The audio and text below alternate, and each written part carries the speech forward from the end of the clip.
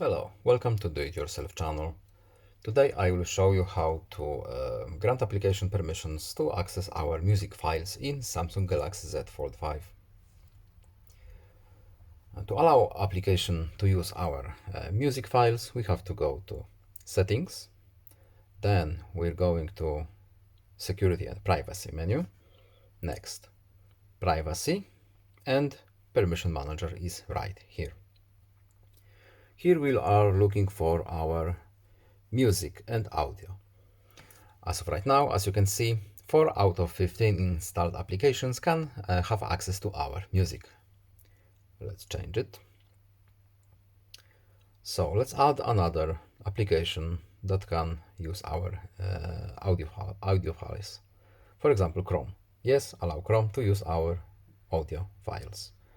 And as you can see, now Chrome is allowed to use our music.